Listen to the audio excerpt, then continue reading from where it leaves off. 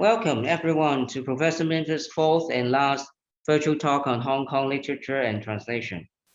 Before Professor Minford starts the talk, I'd like to remind the audience that after talking for about an hour and a half, Professor Minford will receive questions from the floor. Those who want to ask questions, please type in your question so that Professor Minford will see your question in the chat box. And after the Q&A session, before you log off Zoom, please fill in the evaluation form provided following the link. Okay, let's welcome Professor Minford. Professor Minford. Well, welcome to the last of my 4 talks. And this time I'm going to be talking mainly about translation. The first 3 talks I was talking about literature and primarily introducing the series of 6 books that I've edited for the Chinese University Press of Hong Kong. And this time I'm going to talk about translation itself and the way it was functioning in Hong Kong, which became really a world center for translation. That's why I've called this talk Hong Kong, a crucible for translation. A crucible is something in which you cook things up, you alchemical, you make magic.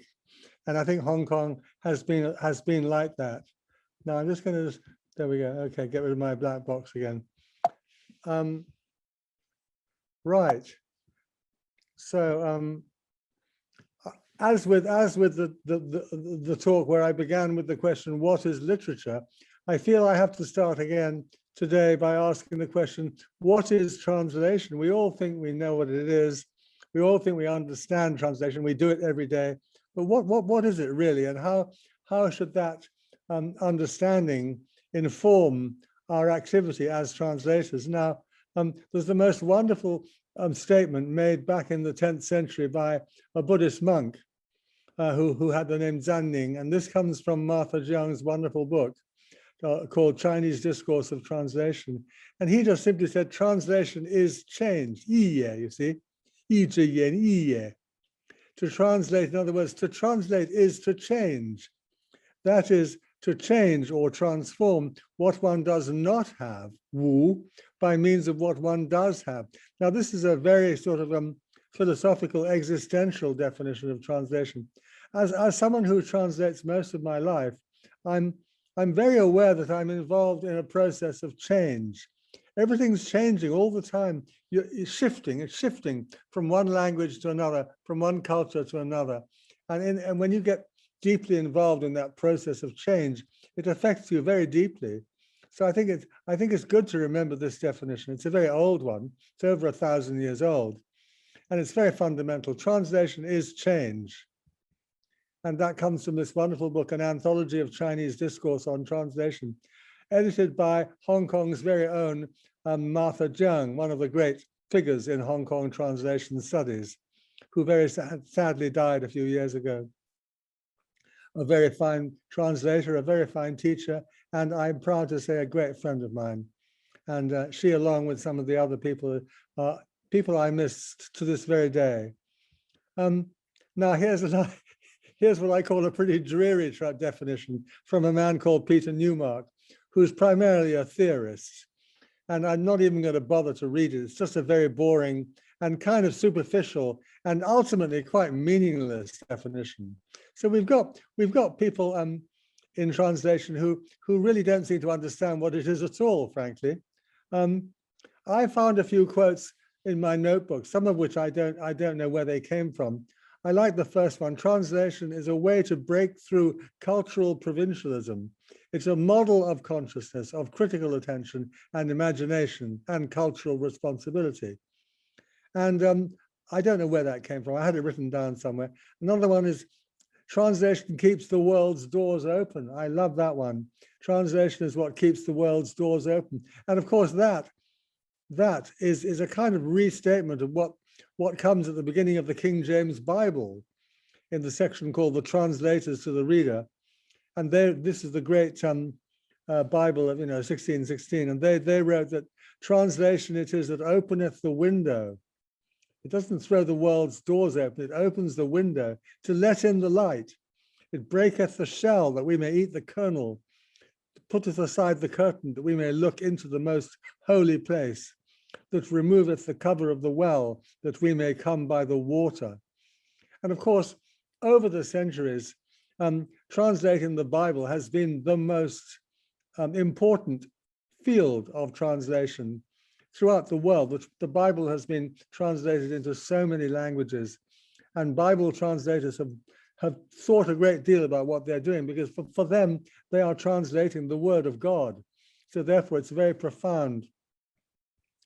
And now I want to come to my own reformulation here of the ideas of Yan Fu. Yan Fu was a very great pioneer, really, of translation in China in the late 19th century. And he famously talked about the San Nan, the three crucial difficulties in translation. And he called them Xin Da Ya. And I've added to that the word Hua. And I call them the four, the Fan Yi Si Nan. And, you know, Xin, Da, and Ya, these are Yan Fu's principles. And Xin's very easy. It's like the ethical contract between the translator and the author. You have to respect the rights. You have to stick to your commitment to reflect the original author. You can't stray too far away. And the Ya is very easy. It means you've got to learn how to write. You've got to learn how to write your own language. You know, you've got to be able to express yourself articulately and beautifully. And that's terribly, terribly important. The middle one there, Da, I think is very, very complex. I've called it the dynamics of translation, of understanding and expressing. And I've written about this at some length. And you see, I think Da has two, I call it in and out, because you Da Da, you get in, and Da is very similar to the word Tung, you penetrate into something. And that's what the ordinary reader does, you know, when you try and get underneath the skin of a text. You have to get into it, you know. But the difference between a reader and a translator is that the translator, having got in, then has to get out again with a new transformed version, which is the translation. And that is what I call Da number 2, which is Biao Da. It means expressing it so that you get it out, you see. So therefore, I call this Da, Da Da, you know, 2 times Da, and it means getting in and out. And I've added that to Yan Fu's San Nan to be the third Nan. No, I haven't done it. Sorry, I'm getting ahead of myself. I've kind of redefined Yan Fu's Da in a way that I find helpful. And then the fourth one, the fourth Nan, which I've added to Yan Fu's San Nan, is the word Hua. And you see, for me, that is the ultimate, the most important of the four. And it means transformation. It means, and this is going back to Zanning, that Buddhist monk, it means changing the thing so that it has a new life. So it preserves the original spirit or flavor, even though it's using new words. And the very famous 20th century scholar Qian Zhushu wrote about this in his essay on Lin Xin Nan Lin Shu. And I've given you the translation. I think it's worth reading. This is by Duncan Campbell in his lovely book, Patchwork. The highest ideal of literary translation, it may indeed be said, is to transform. A translation which manages to change a work in the language of one nation into the language of another, whilst not evincing any of the force or inflexible usages that derive from differences between language habits, and which at the same time preserves intact the flavor of the original work, may be considered to have entered into this realm of transformation, Hua Jing. In praising the attainment in translation of just such a sphere, a 17th century Englishman compared the process to the transmigration of souls, whereby although the external form of the original is completely replaced, the inner soul remains exactly the same. And I think this can be re-expressed with the word recasting. And the expression recasting has its origin in the process by which a bell or some other metallic object is melted down and the metal is then poured once again into a new mold. So something new is cast out of the old molten metal. It's recast. A fundamental change has taken place, but in another sense, the matter, the substance, has not changed. in translation, recasting, it's a very, very useful word. I often say to students, why don't you just recast this? You know? Recasting is the process in which the translator actually lets go of the original text and re-expresses the underlying ideas, but without betraying the original author. It's based on a loyalty, not to the words of the text, but to its ideas, to its spirit. A translator who works by recasting often takes in a whole paragraph at a time, digests it, and then lets it out in one breath, as opposed to the translator who limps along from one word to the next. Now, the next screen is actually taken from my Open University of Hong Kong course on culture and translation. So I'm just encouraging students to practice recasting. And I want to make the comparison between this idea of recasting with the way my piano teacher in Vienna, Walter Kamper, a very, very fine pianist, opened my eyes by making me improvise on Chopin. So I would sit down in his studio and he'd say, play me your Chopin nocturne, whatever it was. And then I'd get halfway through and he'd say, right. He'd come over to the piano, take away the music, take away the musical score and say, now then, John, you just improvise, you carry on. You're going to start making music based on what you've been playing. And I was really surprised at first. I'd never been taught like that before, but it's a wonderful practice. It's in a sense, allowing the interpreter, the musical interpreter, who's a kind of translator, to step in and take over and start to transform out of his own experience along the lines of the original composer. Now, in all of these lectures or talks of mine, I've introduced an autobiographical element, and this one's no exception. I first encountered translation when I was a schoolboy. I went to a very old-fashioned school in England called Winchester, and we just did translation all the time. I was studying the classics, Latin and Greek, and we had wonderful teachers. Some of them were very well-known scholars, like J.B. Poynton, who could have been a professor at Oxford if he'd wanted to be, but chose to teach at Winchester, and Johnny Stowe, who was a wonderful teacher of translation. They communicated to me at a young age, when I was like 14, 15, an incredible enthusiasm for the process of translation. They made me enjoy it. They showed me how to enjoy it. We studied Latin, Greek, and French, and translation was one of the oldest ways of learning and understanding. We had to translate everything: Homer, Aeschylus, Plato, Herodotus, Theocritus, all these classical authors. And unseen translations in the classroom were our weekly mental gymnastics. On Thursday mornings, we went into the classroom and there was a sheet of paper on our desk that we'd never seen before. And we had no dictionaries, nothing, no help, nothing to help us. We had to work out from first principles what that thing meant. And they always chose very difficult pieces just to give us a hard time. And I'll never forget those unseen translations. I think we should do them all the time. They're very good exercises. They're what they used to call in my son's primary school, mental gym, mental gymnastics. You've got to work it out. Even if you don't know about 5 words, there may be 5 words that you just simply don't know. You've got to try and puzzle it out. It's very, very good for the mind. And I want to emphasize here that one's teachers at school, when one's young, they're so important.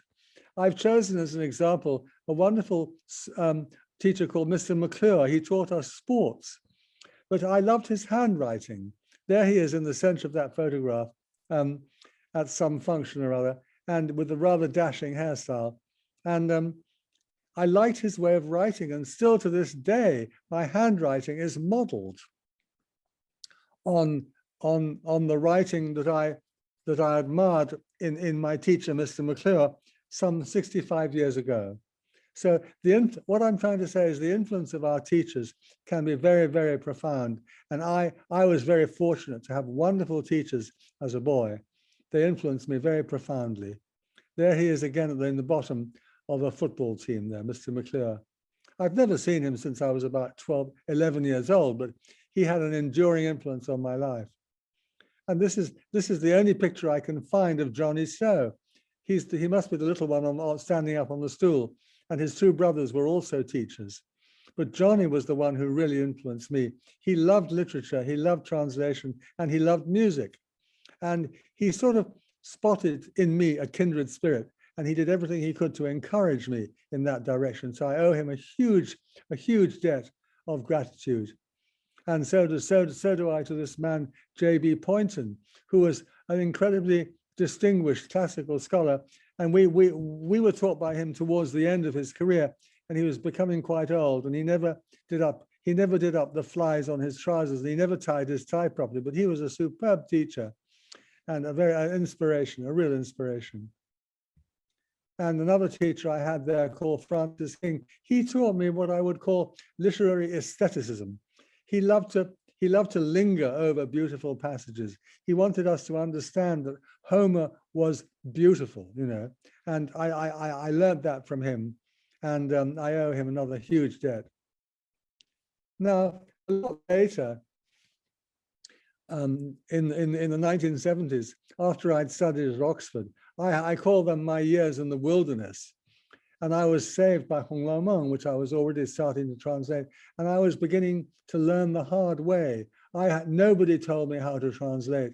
I had a teacher, David Hawkes, who I met every week. And he communicated, not in words, but by his example, a way of translating which I've always stuck to and which I revere. But when I first sent in my translations, I sent them to the Penguin Classics chief editor, Mrs. Betty Radici, and she was very, very critical. She read them, she sent them back covered in blue and red markings and stern words. And now I realize that she was absolutely right. I had to go back to the drawing board. I was a young man. I didn't know what I was doing. I was simply fumbling in the dark. But what was I doing wrong? How could I get better? I took stock of things.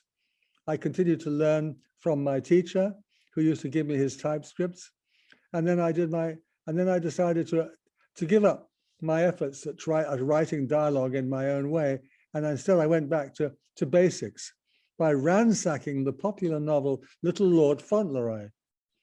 And this is a cover of one of the editions of Little Lord Fauntleroy.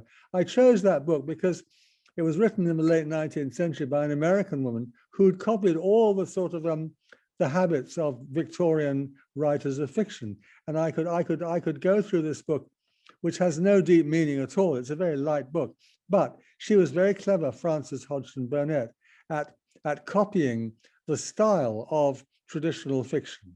And I learned a huge amount from that. So, you know, it isn't always serious books or that are going to help one. Sometimes one has to just stray from the serious path.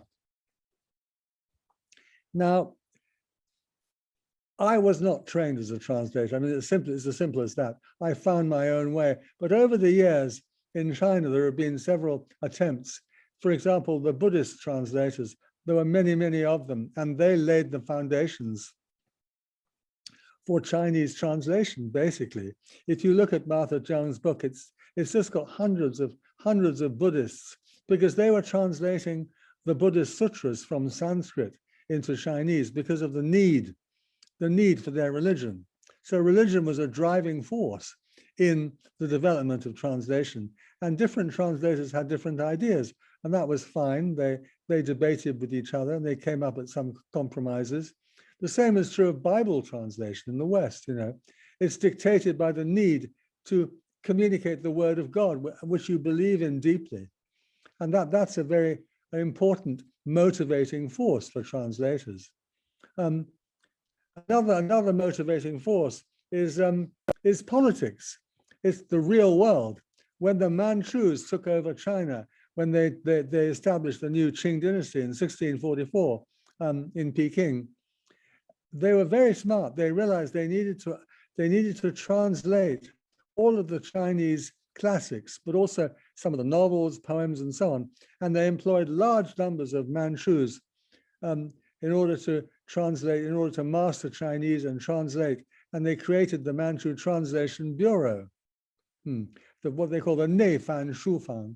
And a lot of very distinguished Manchus dedicated their lives to translating because their masters, the great lords, the emperor and all his senior officials, they needed to understand the Chinese. They needed to understand how their minds worked.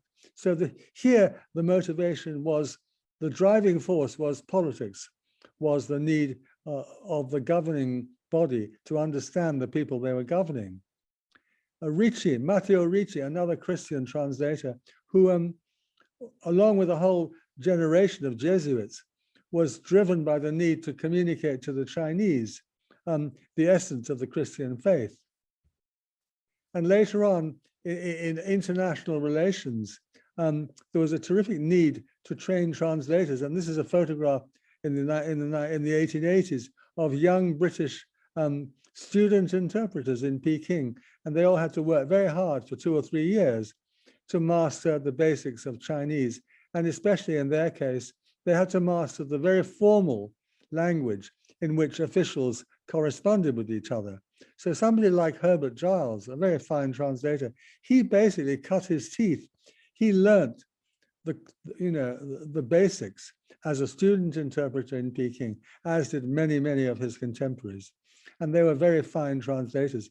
They had to learn classical Chinese because that was the language used in official correspondence. And across the world, there has always been a kind of professional class of translators. And when the Ottoman Empire was at its height, based in Constantinople, modern Istanbul, there were also translators attached to the Ottoman court, and they were called dragomans. And they were very colorful people, and they had to be able to understand a whole range of languages, including Turkish and Arabic. And here's a famous Maltese dragoman from the island of Malta called Vincenzo Bellini. What a wonderful gown he's wearing. Now, again, going back to the autobiographical strand of these talks, I really began teaching translation through force of circumstances in 1980 as a grandly entitled foreign expert, a Waiguo Zhuanjia. And I ended up there because, frankly, I couldn't get another job anywhere in the world. I'd finished my PhD, and like so many people who finished their PhDs, I was desperate to get a job. And I applied for about 5 jobs in Australia. I couldn't get one. So in the end, I just took the first job I could get, which was as a foreign expert in China. And I went to the city of Tianjin. And that really began, for me, a long career in the teaching of translation, one which has now lasted 41 years in China, Hong Kong, Taiwan, New Zealand, and Australia. And that's really that's where my experience lies, because I was obliged to earn a living for my family. And you can't earn a living as a literary translator. You simply don't make enough money. So I had to teach. I had to become an academic teacher of translation. And I therefore had to deal with some fundamental issues of translation. This is the official kind of thing for the Waiguo, the Waiguo, Guojiao Waiguo Zhuanjiaji, which I was employed by. And this was a hangover. This was a relic of the days when China and Russia were very close. And this Waiguo Zhuanjiaji was set up to administer the Russian Soviet experts who were sent to China, thousands of them, mostly scientists and engineers, to help China develop. And that lasted for a short while until China and Russia fell out. And here's a wonderful picture of Mao on a 400 yuan note, shaking hands with Joseph Stalin. That didn't last very long. And here he is shaking hands with a foreign expert. And these foreign experts, I want to sketch in the background because it was very important for me. I mean, I was treated as a kind of a really privileged person. And I met some of the other famous foreign experts like Sidney Shapiro and Rui Ali, the New Zealander. These were all people employed by the Zhuanjiaji. And Gladys Yang, who married Yang Xianyi, she was employed by the Zhuanjiaji. And Ma Haide, the doctor, was also a famous Zhuanjia. There he is as a young man with Mao Zedong. And they all used to go for their holidays to Beidaihe, where there was a special sort of resort, a liaoyangsuo for Zhuanjia. And I was very privileged to be able to go there. And they provided me with my own personal villa, my own personal servant, and they had a private beach. So you know, these foreign experts were living the life of the high-ranking cadre, a Gaogan. They were treated like privileged people, and that was a very crucial factor in my 2 years in China. I was in the city of Tianjin, where they signed the notorious Treaty of 1858 that really opened up China to the foreign powers. And I shall never forget my first journey on the railway from Guangzhou up to Peking. It was nothing like nowadays. It was just a very crowded train.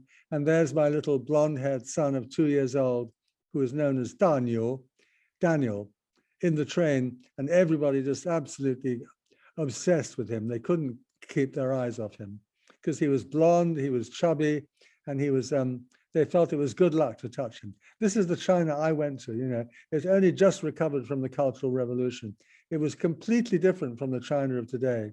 This is when we're talking about over 40 years ago.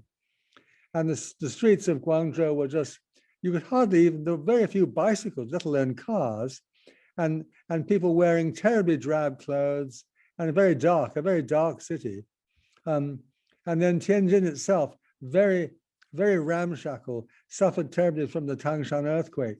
And a lot of the old houses in the foreign concessions, the zujie, were falling down. I believe they've all been repaired now, and it's looking very smart.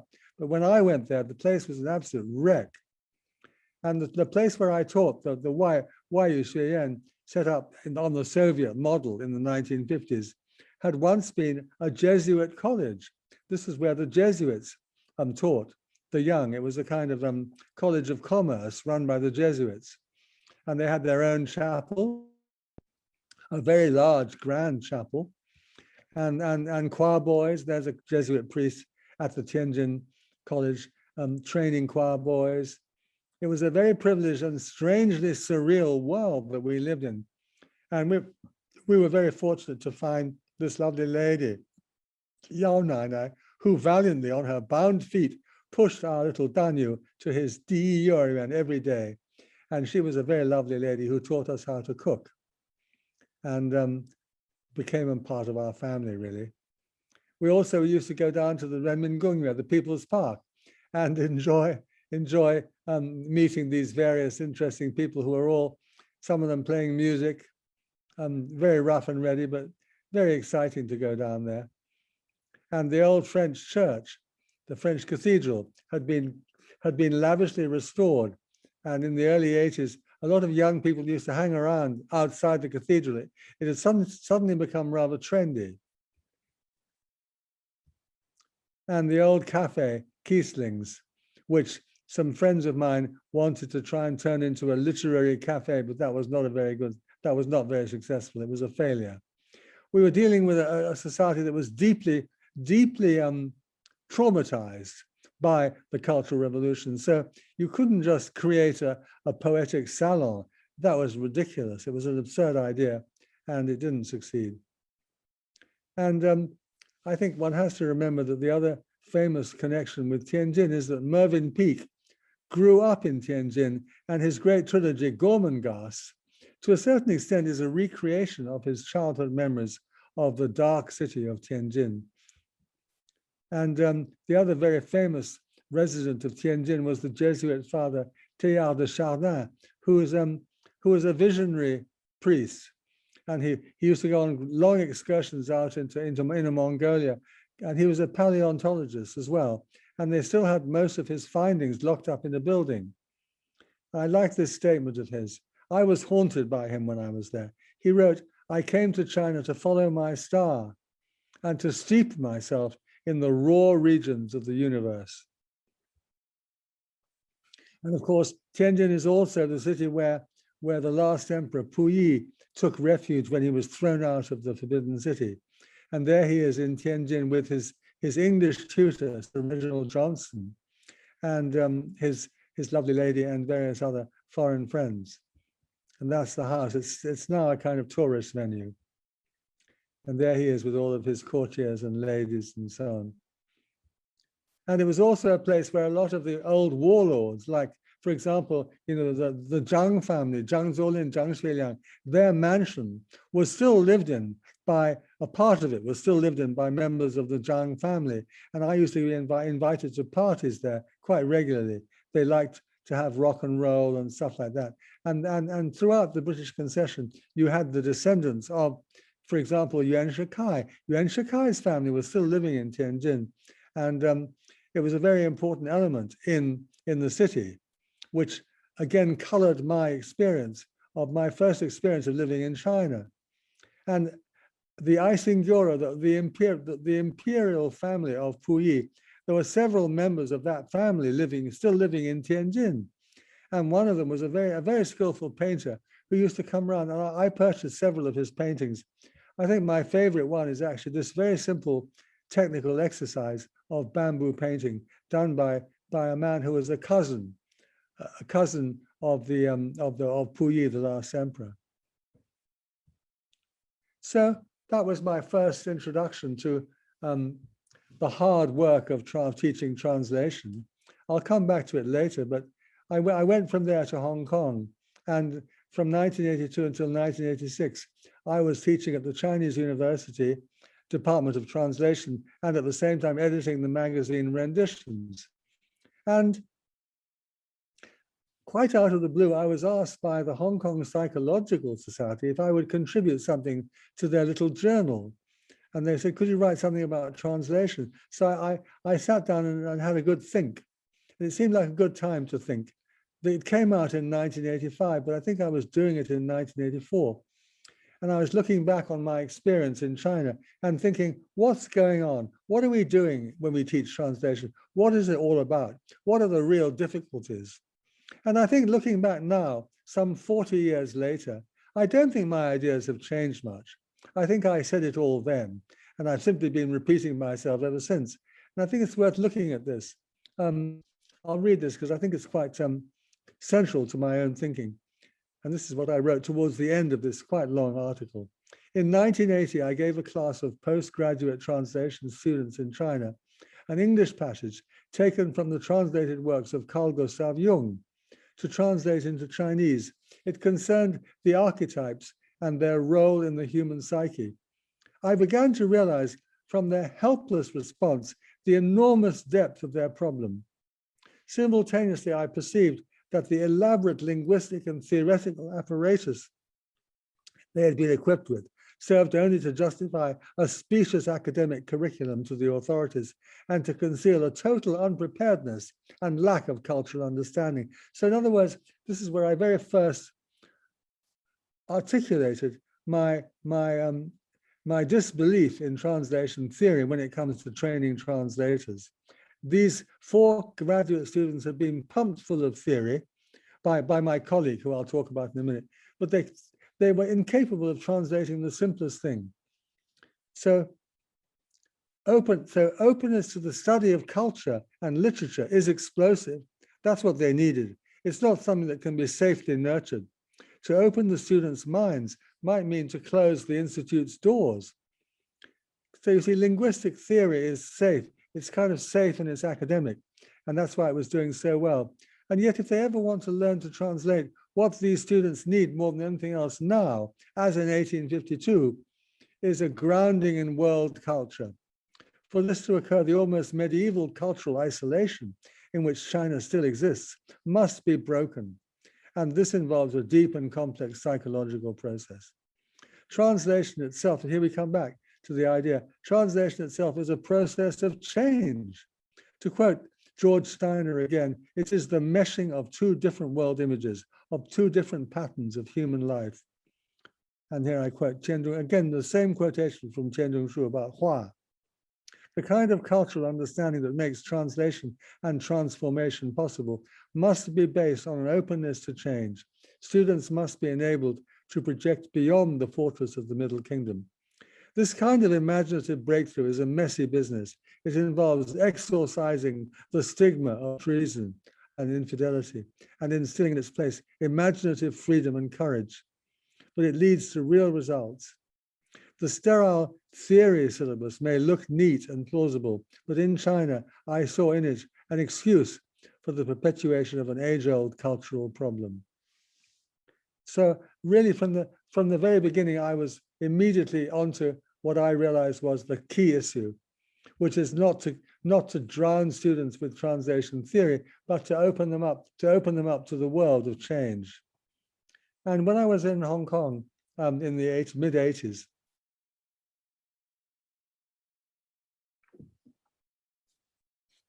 I was very fortunate to become friendly with someone I already knew from Oxford, but I'd never really got to know him well, a gentleman by the name of Wong Shukid, or Huang Zhaojie, and I call him a bright star in the Hong Kong translation firmament.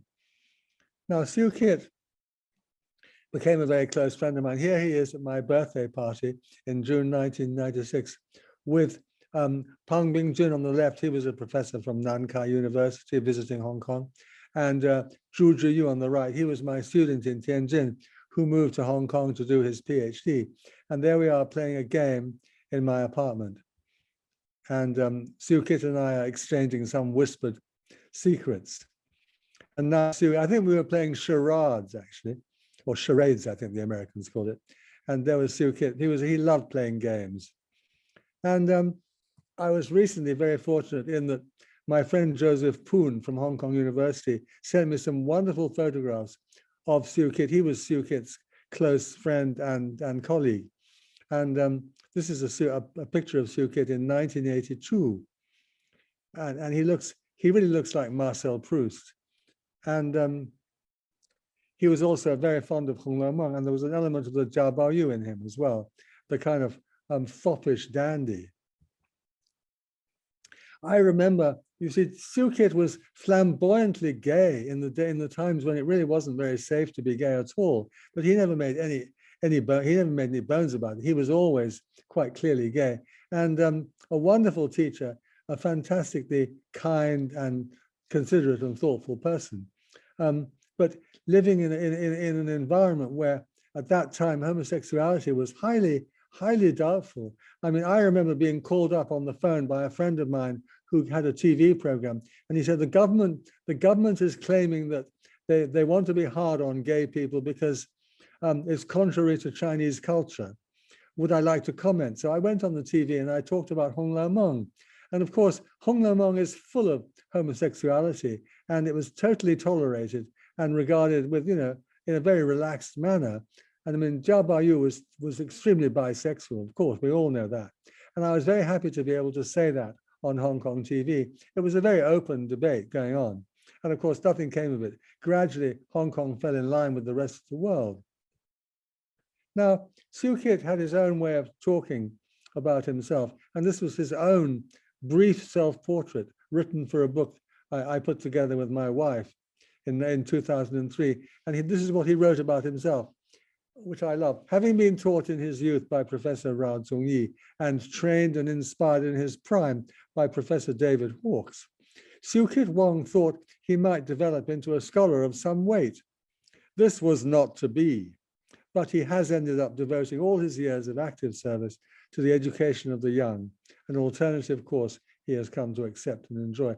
A very modest and rather humorous self-portrait. And here he is on the left with David Hawkes and Joseph on one of David's visits to Hong Kong.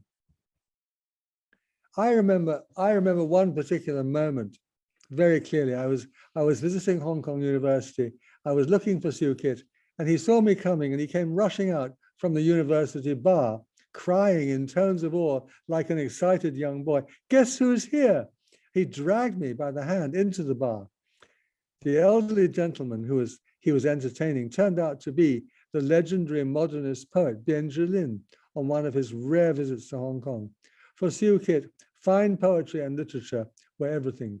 They were the pure bedrock of civilization. He just got excited about them.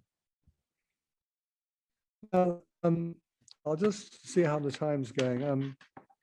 This is an essay which I included in the book, The Best China, which is essays from Hong Kong in the new series. And it's an essay by David Hawkes, written for the funeral of Shukid. And it's a very beautiful essay. I don't think I've got time to read it all today, but I thoroughly recommend it to you. It's very moving. He describes Shukid, I think, in a very good way. And if we look at the first paragraph, he was very good looking and extremely well dressed, almost dandified in appearance. In fact, there was something about him that often put me in mind of what Marcel Proust must have been like as a young man before he took to his bed, before Marcel Proust became a lifelong invalid. I remember we were momentarily invaded by the obstreperous black dog we kept at that time, and how Shukid, though clearly unused to dogs and somewhat alarmed, succeeded with some difficulty in keeping his aplomb. Now, I'll skip towards the end because it really is rather long. Oh, yes. So as soon as we were indoors, Shukid unpacked his bag. He went to visit them in Wales. It was like the late arrival of Santa Claus, but instead of toys, the presents were all kinds of choice things to eat, including quails, which Jean, that's David's wife, which Jean and I had never eaten before. Fortunately, Jean found a recipe for them, and we had a delicious meal. And when we had finished, retired to the little parlor, which had a wooden floor and a hot coal fire, and chatted until late in the night, feeling very cozy and warm. It was extraordinary to see how, even in such an unfamiliar environment, Shukid seemed able to give and receive pleasure. The only time I recollect him being taken aback was on the second day, when we drove up the road to meet a Welsh farmer who had kept sheep in the valley on the other side of the mountain. And we came upon a large bale of hay lying in the middle of the road, which must have fallen off the lorry, delivering a load of hay for our goats a few days before. I dared not leave the wheel of the car to pick it up, and it would have been natural that Shukid, sitting beside me, should have jumped out and put it in the back of the car. But it was obvious that a sort of panic had seized him, and after a moment or two, Jean got out and picked it up herself. Poor Shukid. I think, like many a Shudaidza, he was completely impractical. And though the most generous of men as a teacher or friend, there were some things he was genuinely incapable of doing, and for which he had to rely on the help of his friends. There was something endearing about his helplessness, although sometimes his friends might find it exasperating. Generally, though, his sweetness and loyalty prevailed. My last and most enduring memory of that short Welsh stay is of Shukid with his candle in one hand and a little whiskey in the other to keep out the cold, going up into the darkness upstairs with a look of great happiness on his face. Sleep peacefully, dear Shukid. You've left some very good memories for your friends. A very moving tribute from his old friend David Hawkes, who, Shukid died several years before David did. And there he is on the right with Professor Liu, another face who's recurred several times in these talks because he is a presiding spirit over the Hong Kong literary scene. And there he is with his two colleagues, Chavan Singh and Joseph Poon. Again, there Chavan Singh and Joseph Poon, and Shukid in the middle, looking a little older, with Tao Tao Liu, an old friend from Oxford days, my first ever teacher of Chinese. And this is a lovely photo that Joseph sent me, really going back to the good old days at Hong Kong University. On the left is Liang Bingguan, PK, and Shukid's on the right. And there in the middle is Jane Lai. And this is when they were all, in their 20s, way, way back in the past.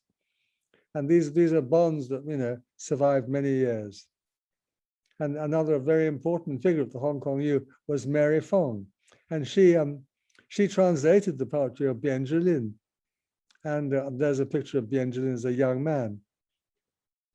And this is all to illustrate the very rich translation lineage at Hong Kong University. And here's a book of modern Chinese poems that were translated. That's the wrong picture, I'm sorry. Anyway, there was a book of modern English poems, which I meant to put there in its place. Anyway, and in that book, there were some poems by Philip Larkin, who was one of Shukid's favorite poets. And he translated several of them, including this one. I'll read the English, and then William, if you'd be so kind as to read the Chinese, which I'll put up on the screen. It's a short poem just called Days, rather a typical Philip Larkin sort of throwaway poem, really. What are days for? Days are where we live. They come, they wake us, time and time over. They are to be happy in. Where can we live but days? Ah, solving that question, bring the priest and the doctor in their long coats running over the fields. OK， 日子何哉？人人在日子中生活。日子來了，每次如此，喚醒我們。日子中應快樂，日子外還能生活麼？哦，為解決那問題，帶來醫生和牧師，穿着長袍，在青草地上。Thank you, William. And then in another book, Shukid does all the translations of 100 passages from Shakespeare, and including this very, very famous, wonderful peroration from Prospero. And I can't resist reading the English first. Our revels now are ended. These are actors, as I foretold you. We're all spirits and are melted into the air, into thin air. And like the baseless fabric of this vision, the cloud-capped towers, the gorgeous palaces, the solemn temples, the great globe itself, yea, all which it inherit, shall dissolve, and like this insubstantial pageant faded, leave not a rack behind.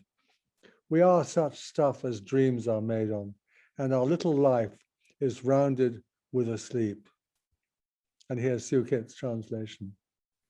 如今演出終結了，這些演員我早說過，原是妄味。如今溶解成空氣，稀疏的空氣，一如這幻境虛無的結構，這些雲蓋的樓台，堂皇的宮殿，莊嚴的廟宇，以至這偉大的地球，真的，這幻境中的一切將會解體，其後像這鏡花水月的逝去，一縷雲也不留下。夢的原料正是人生的原料，短暫的生命到頭來是個夢境。Thank you. For Shukid, as for David Hawkes, as for myself, translation was simply one way of dealing with literature. You know, it was fundamentally a literary activity. And the joy of translation was the joy of participating in great works of literature, whether in David's case, the Chuzi or Hong Lang Meng, or in Shukid's case, poems like this. And during my stay at the Chinese University, I was constantly working with Stephen Sung, and he put together a book on Chinese poetry and poetics. And as part of that book, he wanted somebody to translate an essay by his friend Qian Zhongshu. And he asked me, who could I recommend? And I said, why not ask Wong Shukid? And he shook his head and said, oh, no, that's no good. Because you see, Stephen was fundamentally a Shanghainese intellectual, and they had a very low opinion of Cantonese intellectuals. And Shukid was fundamentally Cantonese. Anyway, I prevailed upon Stephen. He said, okay, we'll give him a try. And they sent off this wonderful essay called HSUHK Yuan. And Shukid sent back the most beautiful translation. And Stephen came to me and said, I'm so sorry, John, I really misjudged that man. What a lovely translation. And very late in his life, Shukid translated the whole of the Guwen Guangzhou, that famous anthology of Chinese prose, and it was published in a rather poor edition. I'm very glad to say that it's now going to be republished by the Chinese University Press, and I will edit it very slightly. It needs a few introductory paragraphs, and I shall be very, very happy, you know, in my declining years to add this to Shukid's list of publications, because it's such a lovely anthology, and his translations are very, very elegant. Now, with someone like Shukid and David and people like that, you see a network of connections between Peking, Hong Kong, and Oxford. And this nourished a lot of fine translators, including, for example, Yang Xianyi, who went to university at Oxford, but spent most of his life in Peking. And Shukid, who was educated in Hong Kong and then went to Oxford and went back to Hong Kong and devoted the rest of his life to teaching translation. And I couldn't resist putting in this photograph of David and Jean's wedding in Peking in 1950. And I could spend the whole lecture talking about all the people who were present at this particular occasion, including just to the right there, you've got William Empson, the poet, and his friend I.A. Richards, the critic, and so on and so forth. You've got Adele Rickett, and Pamela, who subsequently became Lady Yude, she's there as well. And the whole photograph is of a moment when Peking had a small community of international scholars who later became the focal centers of sinology and translation throughout the world. And later on, Shukid and I put together this book of David's essays as our own tribute to our master, because he was both mine and Shukid's. And it's a fine collection of essays. I'm very proud of this book. And of course, we all have our masters. I mean, to a great extent, you know, the art of translation is handed down by word of mouth from master to apprentice. And this has always been the way. And David Hawkes's master was really Arthur Waley. They were very close friends, and David held him in enormous regard and in a sense continued his work as a literary translator. And here's a lovely painting of Arthur Waley in what I call the Bloomsbury mode, painted by the Bloomsbury painter Roger Fry. And it's very evocative of Arthur, of the inner Arthur Waley. And then later on, in 2003, Shukid contributed a very fine translation to this book that we put together, my wife and I put together for David Hawkes's 80th birthday. Again, we're cementing the lineage, if you like. And Professor Liu, once again, Liu Cunren, he contributed this rather fine frontispiece in his inimitable calligraphy for that very book. So that's a lineage. Another lineage that's a very strong one in Hong Kong, of course, I've already talked about it in a previous lecture, but was Chinese University, Zhongwen Daxue, as a kind of hub of translation, and the magazine renditions. There's the very first issue. And the two gentlemen, in a sense, renditions picked up the tradition of the Tianxia monthly from Shanghai in the 30s. And George Gao and Stephen Sung were the two gentlemen, and I use that word very deliberately, who created renditions and who kept it going for many years. And one of my great honors in life was to take over from Stephen as the editor of renditions and the director of the Translation Center, a precious opportunity that I was given in my life, for which I've been eternally grateful. I learned a huge amount from this man. And he cultivated a lot of young talents. For example, Simon Chow, Zhou Zhaoxiang, who one of the most interesting people in the Hong Kong translation world in a very sort of wacky way. I mean, my students would go to his seminars and come back saying, my God, the man's completely mad, you know, but how entertaining. He's completely off the spectrum. I mean, he does stuff his own way. It's no coincidence that on his T-shirt is the word laughter, because he's like an eccentric monk, you know, he just has some great ideas. And of course, he's also very involved in the environment and all sorts of ideas.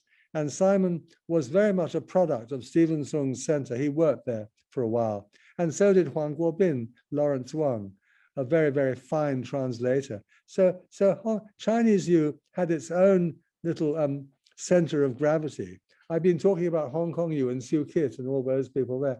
But on the other side of Hong Kong, you've got the Chinese University, which very soon got deeply into translation. And Lawrence, for example, he also trained under Stephen Sung at the center. So both Simon Chow and Lawrence was a much finer translator, very, very heavyweight. I mean, his Dante is an incredible tour de force. And then you've got Diana Yu Dan. She was, in fact, the deputy editor of renditions for quite a while. She also trained under Stephen Sung. And there she is with the lovely T.C. Lai. It's a very fine photograph, for which I'm also indebted to Joseph Poon. And T.C. was always there as well. He was a member of the Institute, and he was always dropping in and out and giving some kind ideas. And Diana was an incredibly active translator. She still is. I mean, I've been in touch with her very recently. And she translated a lot of things very well and also taught. And And she translated, for example, this extended work by Xi. Now, another lineage. So that's the Chinese University. I mean, I could go on and on about the Chinese University because there were many other people there, very distinguished translators. It was a real focal place for translation. So you've got Hong Kong U, you've got Chinese U, and this is all within the same city, for goodness sake. And then you've got this funny organization called the Hong Kong Translation Society, which was really a kind of glorified dining club when I first went to one of their meetings. I remember in about 1983, we had lunch at what was, I think, called the Metropole Hotel or something like that in Kowloon. And I remember going there with Angus Graham, and he got soaking wet in the rain, and he was wearing a kind of suit that became transparent in the rain. He was terribly embarrassed, but everybody was having a good time, and nobody cared. And much later, in the year 2001, I was very honored to be made an honorary fellow of the Hong Kong Translation Society. I went to a very grand dinner, actually.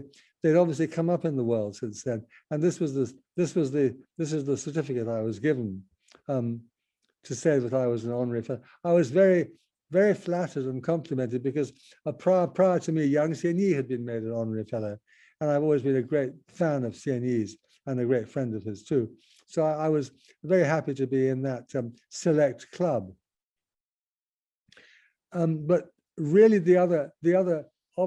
in addition to Hong Kong U and Chinese U, the other great focal place was Baptist University and the wonderful Martha Jiang, who died not long after Liang Bingguan. The French call it the disparition, the disappearance, the passing of these two people was a terrible blow to Hong Kong literature and translation. Terrible blow. And we were all very shocked. And I still personally miss both of them very much.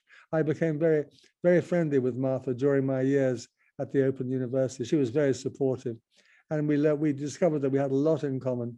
We felt we had a lot of the same ideas. Now, Martha was one of those extraordinary people who, in addition to being a very, very experienced practical translator, was also a highly articulate intellectual, willing to discuss the finer points of translation studies, but not a kind of diehard theorist, but somebody whose understanding of translation was rooted in her experience of actually translating, a very, very fine translator, and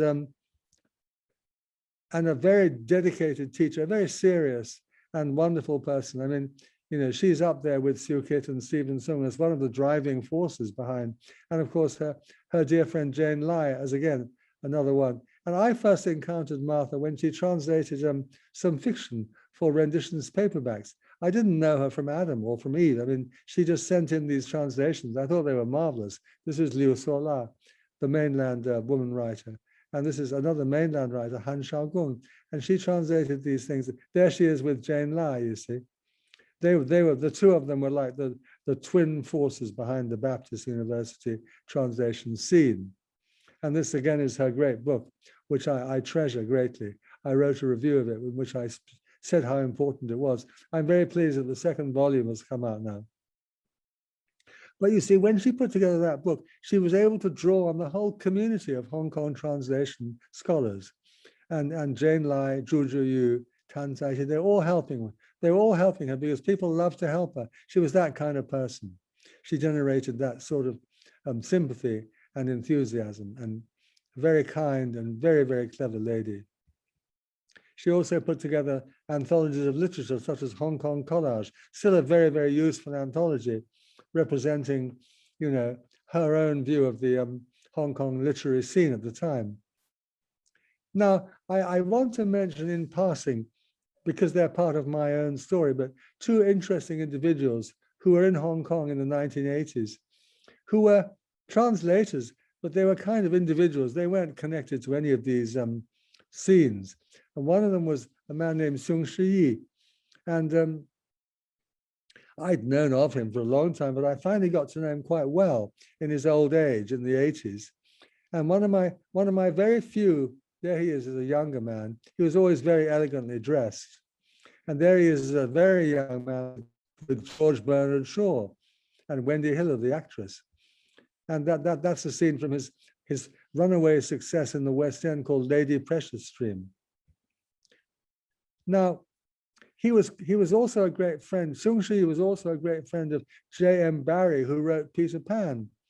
And one of my great regrets, and I have to say I'm very ashamed of this, he used to come in and visit me quite often in the renditions offices. And he came in one week and he brought me in his own handwritten calligraphy, his translation into classical Chinese of Peter Pan. And to my great shame, I have to admit that I don't know what happened to it. I couldn't find it. I've never been able to find it. I must have put it somewhere and forgotten, lost it. Another, which was a great loss to the world of translation. Another very interesting individual was Yang Zhonghan, already in his 80s then. And I was able to organize him. He was a Mongol bannerman, a Mongol Chiren, and down on his luck, very hard up. And we were able to support him for a couple of years. And he translated, he was loosely attached to the translation center at Chinese University, but working very much on his own. And he translated this wonderful work, Hongxue Yinyuan Tuji, of which he translated 170 chapters out of 240. And I'm glad to say that we're now in the process of completing that project. And I hope it'll be published in the next couple of years. Now, these are some of the real people, some of the real active translators who I've known well and have a very high opinion of. I have to mention in passing some of the theorists I've known, because I inevitably have come in contact with people in the world of translation theory.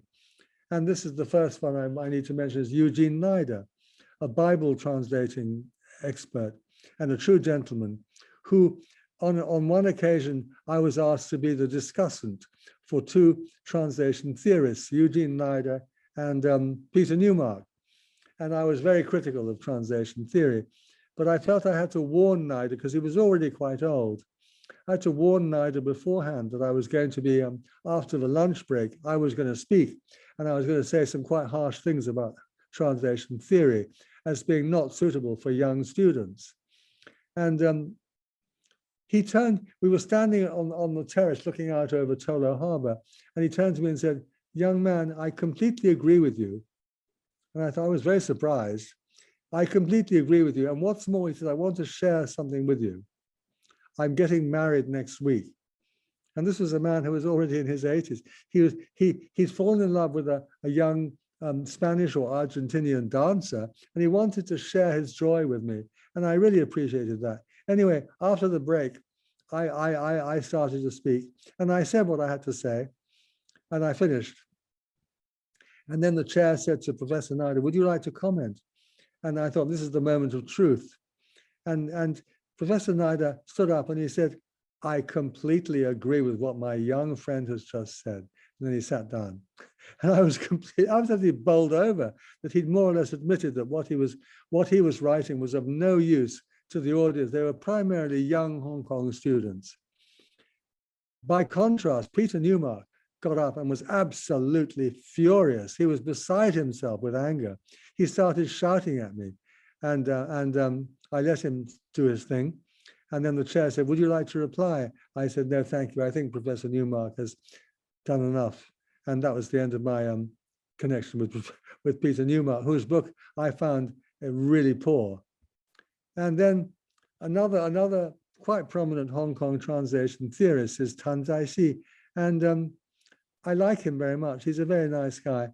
And he and I sat on an examination panel once. And the young lady had written a very fine PhD on the writing of Cantonese subtitles for Hollywood movies, Hollywood musicals.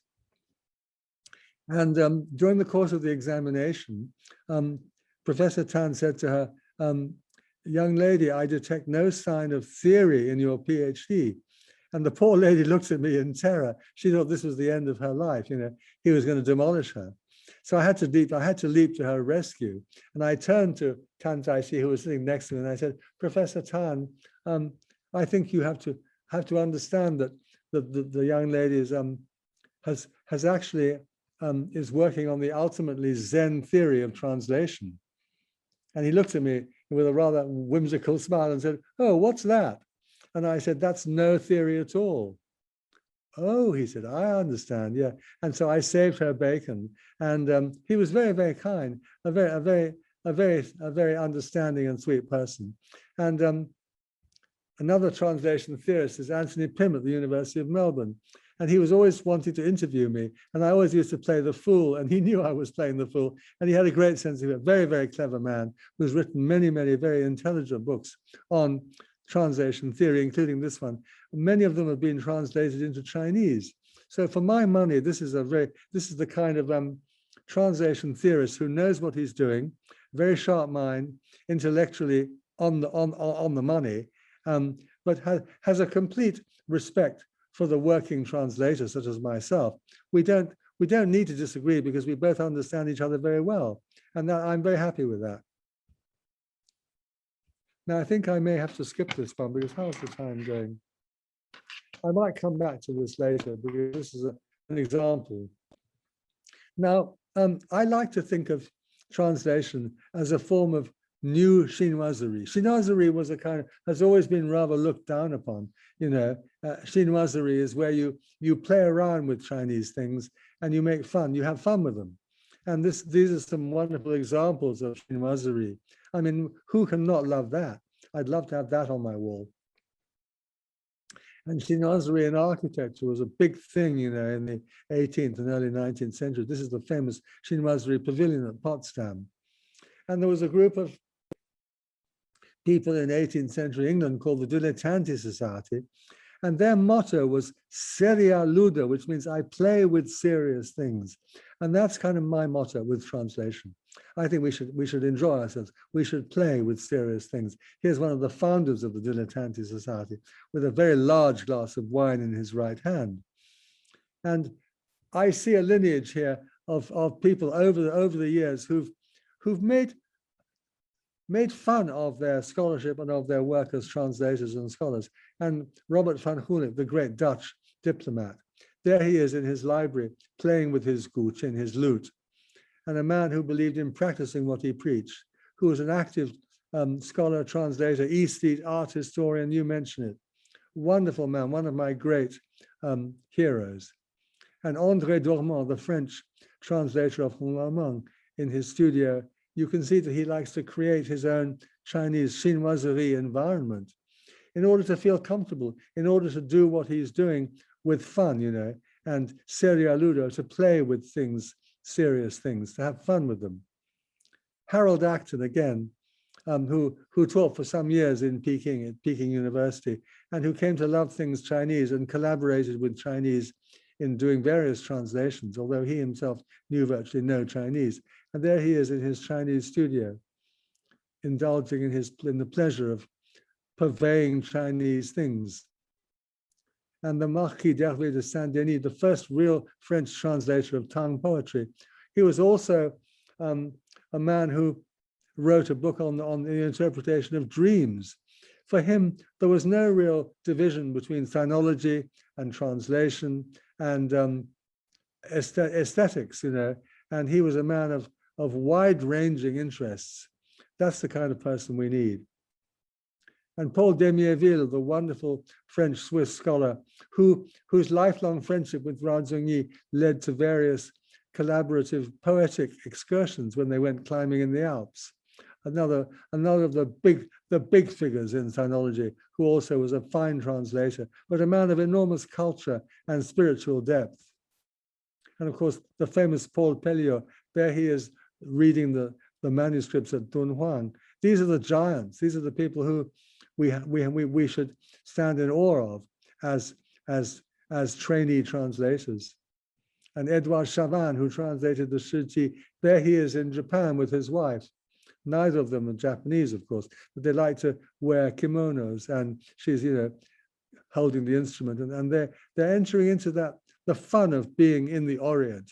We're not allowed to call ourselves Orientalists anymore, but I'm absolutely, defiantly an Orientalist. And perhaps the closest of these to me was André Lévy, a master translator and a bon vivant, a man who really knew his wines and who lived outside Bordeaux. There he is in his garden on the outskirts of Bordeaux. And he translated, you know, the whole of COD. He translated Jinping Mei. He translated this, Liao Zhai Zhiyi. I mean, the man was a real artist and a kindred spirit of all the French translators. He was the one I was the closest to.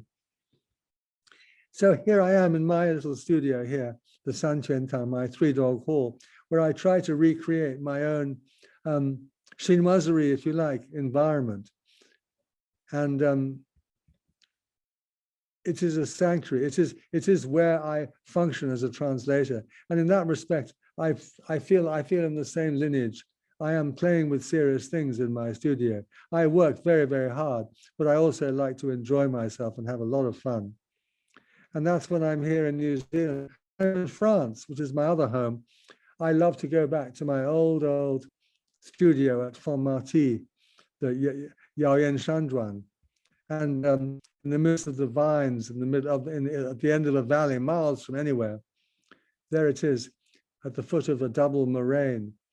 And it's a very, very deeply spiritual place that has provided the nourishment for my own excursions into translation over the years.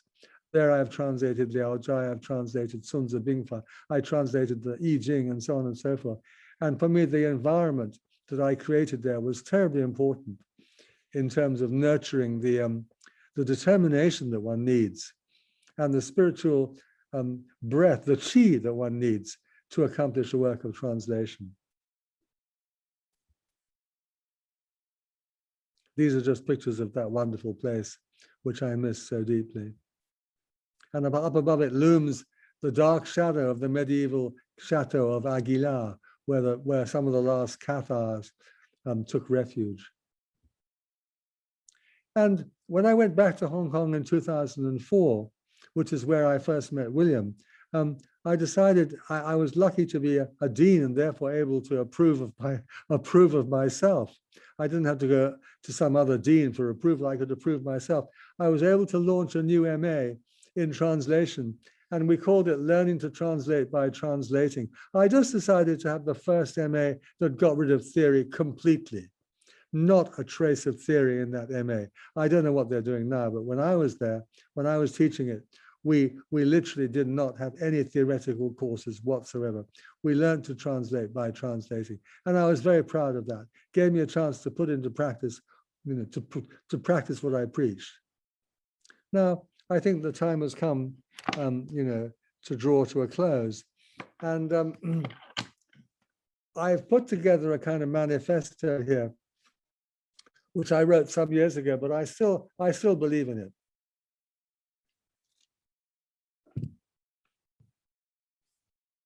It stems from my own failures, my own attempts to achieve things I was not fully qualified to do, but also primarily from my own pleasure in the work of translation. And I put together these 5 little sentences. I think as translators, we must be courageous, free, and passionate about what we're doing. I think we must be aware of the extent to which academic and political factors often combine to frustrate the aspirations of good translation. We must constantly strive to enrich our own cultural and linguistic repertoire. We must read, we must write. We must never lose sight of the playfulness and the creative license that are the lifeblood of art and literature and translation. We must never lose sight of the deep and indestructible connections between translation and literature on the one hand and life. If what we write is to have a chance of living on the page, then we must also live. We must observe life. We must experience, and we must learn to transmute that experience. Translators no less than creative writers. And in this connection, I love a comment from one of the great commentaries on the I Ching, the Shi Zi, which says, in order to convey the real meaning of the I Ching, you have to transform and penetrate the text. That's Da, you see, that's Da. You have to transform and penetrate it to express what was beneficial to the full. You drum it, dance it, express the spirit to the full. 固之无止以尽身. So I think, I could tack that onto my manifesto. We've got to drum it. We have to dance it. We have to express the spirit to the full. And to sum all this up, there's one word, ling, which I think encapsulates the whole inspirational, creative, shamanistic spirit of translation. In the words of the critic Hugh Kenner, ling with its dances below, its rain falling above, its ritual engaging by harmony, by harmony because of by the cosmic process of harmony, I suppose that should be, the great sensibility by which dynasties are generated, may serve as an emblem for the poet's role. Making the dance, questing for the right and absolute rhythm, to mime with his blood and breath some greater process, whether the speech of mothers with sick babies, or the energies locked in some alien ancient poem, or the fingers of recurrent dawn. In the words of Ezra Pound, he calls this the ultimate and absolute rhythm, the song that keeps the words forever. This inspirational relationship between creator and translator can also be represented by the two faces of a magic mirror, a baojian, or the side-by-side jade, or hebi, a term also used of side-by-side bilingual versions or dictionaries, and of jointly painted landscapes where two artists are in perfect harmony with each other. They're a good match for each other. And this is ling. And there's a stone carved with the word ling standing outside my Sanchen town in New Zealand. But above all, to pick up on what Pierre Rickman said in an earlier talk of mine, it's love that fundamentally is the divine secret which does not give itself away. Love and soul, without which nothing can be understood. And that's Flaubert.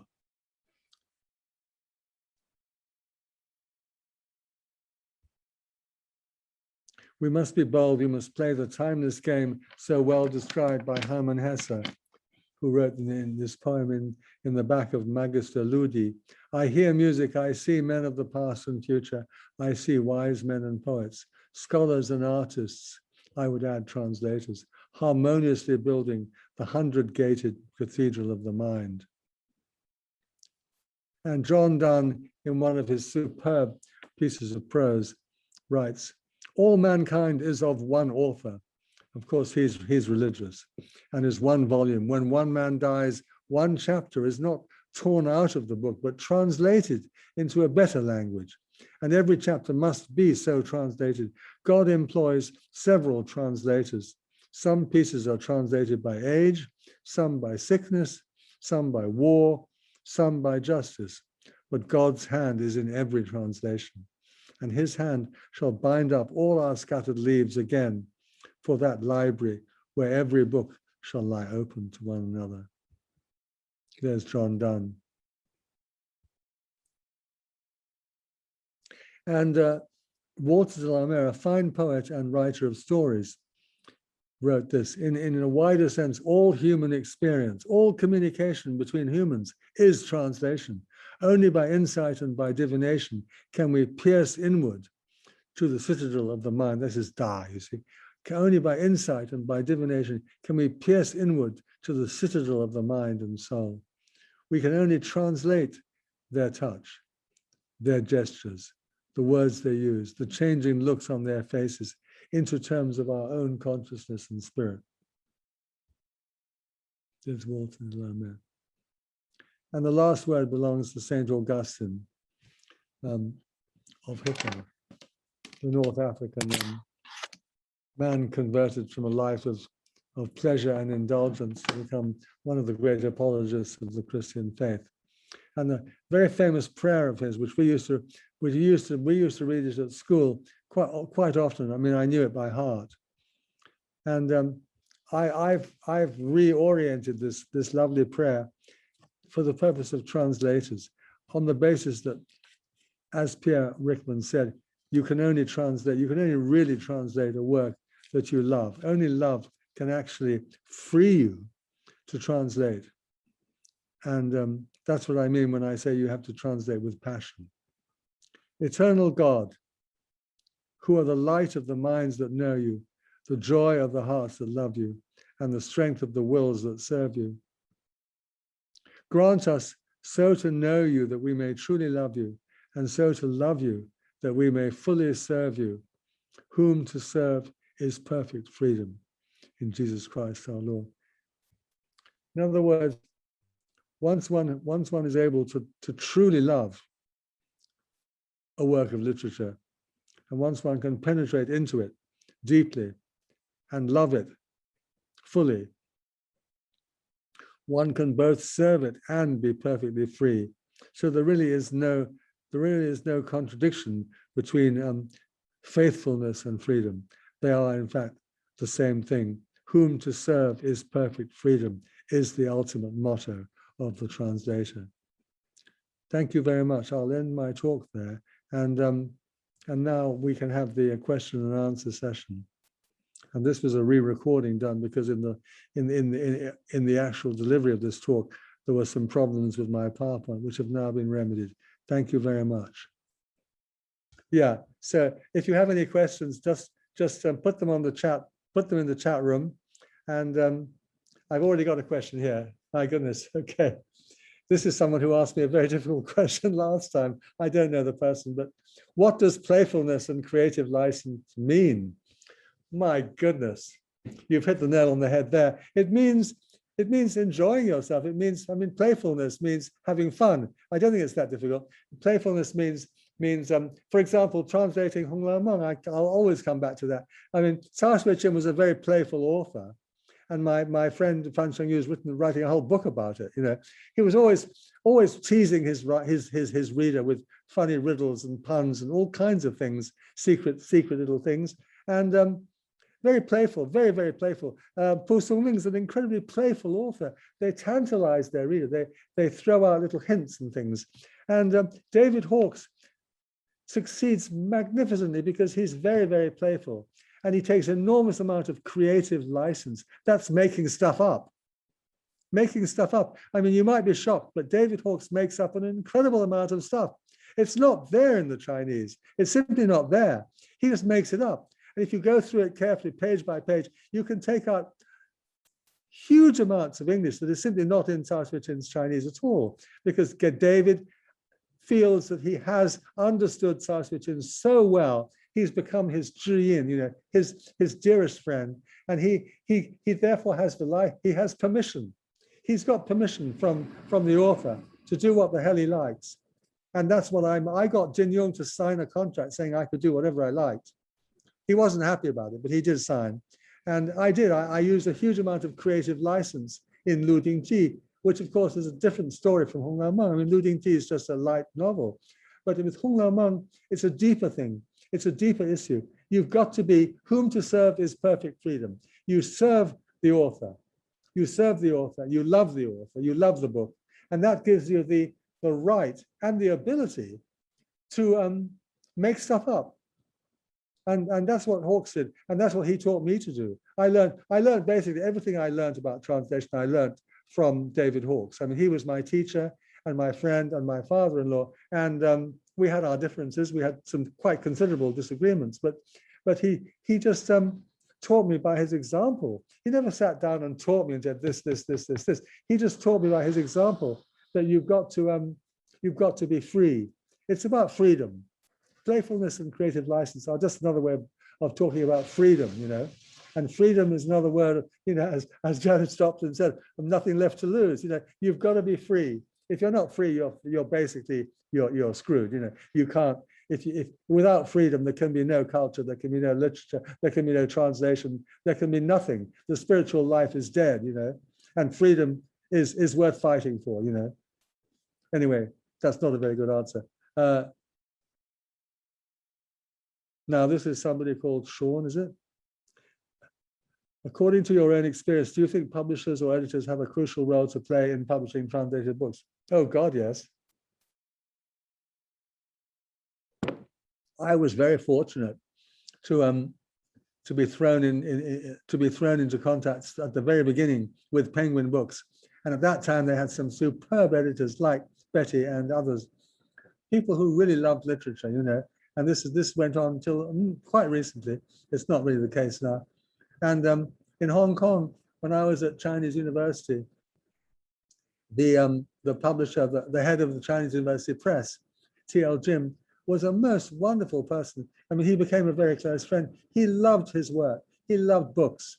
And he communicated that enthusiasm to his staff and to his writers. And, you know, it was an eye-opener. Of course, there are some very bad publishers as well. But I mean, a good publisher can do amazing things. They can really